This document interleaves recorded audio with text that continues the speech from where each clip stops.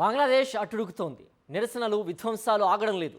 భారత్ కార్యాలయాలు, హిందువులే టార్గెట్గా దాడులకు తెగబడుతున్నారు అల్లరి మూకలు.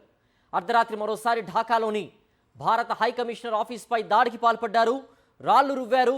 బంగ్లాదేశ్ మాజీ ప్రధానమంత్రి షేక్ హసీనాకు భారత్కు వ్యతిరేకంగా నినాదాలు చేశారు. దీంతో మరోసారి ఉద్రిక్తతలు తలెత్తాయి. ఇంక్విలాబ్ మంచ్ నేత హరీష్ ఉస్మాన్ హాదీ హత్యాకాండతో ఒక్కసారిగా బంగ్లాదేశ్ భగ్గుమంది. ఆయన మద్దతుదారులు వీధుల్లోకి వచ్చి విధ్వంసం సృష్టించారు. ప్రభుత్వ, ప్రైవేట్ ఆస్తులపై దాడులకు పాల్పడ్డారు. ఆ దేశంలోని పత్రికా ఆఫీసులపైన విరుచుకుపడ్డారు. పత్రికా ఆఫీసులపై తగలబెట్టి బీభత్సం సృష్టించారు. గురువారం రాత్రి, శుక్రవారం రాత్రి విధ్వంసాలు కొనసాగాయి.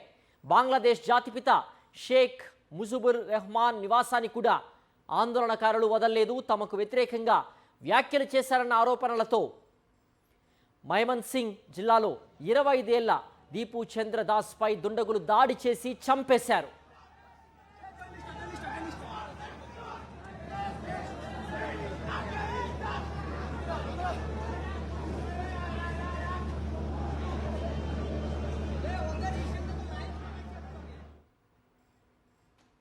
బంగ్లాదేశ్ అల్లర్లకు సంబంధించి మరింత సమాచారం మా ప్రతినిధి వెంకటేష్ అందిస్తారు. వెంకటేష్, బంగ్లాదేశ్ అట్టుడికిపోతోంది. అటు భారత హై కమిషనర్ ఆఫీస్పై కూడా రాళ్లు రువ్వుతున్నారు. అలాగే హింసలు కూడా పలుచోట్ల జరుగుతున్నాయి.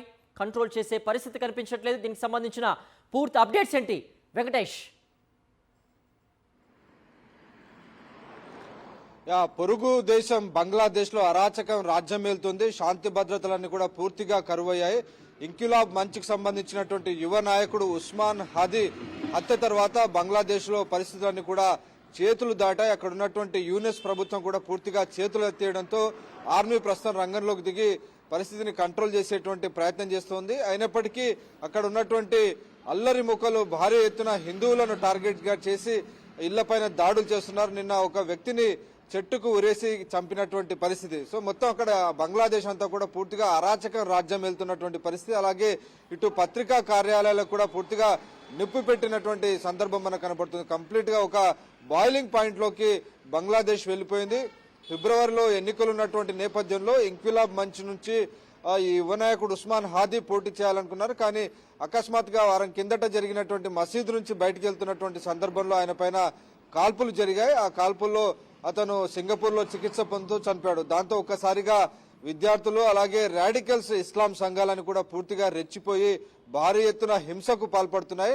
సో భారత్ యాంటీ ఇండియన్ గా ముద్రపడినటువంటి ఉస్మాన్ హాదీ భారత్ కు వ్యతిరేకంగా అనేక వ్యాఖ్యలు చేస్తున్నారు. సో ఆయనకు సంబంధించినటువంటి వర్గీయులే ఈ మొత్తం అల్లర్లకు బాధ్యులుగా చెప్తున్నారు. సో దాని కారణంగా ఈరోజు బంగ్లాదేశ్ వెళ్లాలంటేనే పూర్తిగా అందరూ భయపడాల్సినటువంటి పరిస్థితి ఏర్పడింది. మనం చూసాం గత ఆగస్టులో షేక్ హసీనా ప్రభుత్వాన్ని ఈ విద్యార్థులందరూ కూడా గద్దెదించారు. భారీ ఎత్తున ఉద్యమాన్ని చేసి ఆ తర్వాత ఏకంగా అధ్యక్ష భవనంలోకి చొచ్చుకెళ్లి ప్రధాని షేక్ హసీనా ఇంట్లో కూడా చొచ్చుకెళ్లి సామాను కూడా ఎత్తుకెళ్లినటువంటి పరిస్థితి మనం చూసాం. ఆ తర్వాత ఆమె షరణు కోరుతూ ఇండియాకు వచ్చింది. ప్రస్తుతం ఆమె ఢిల్లీలోనే ఉన్నారు.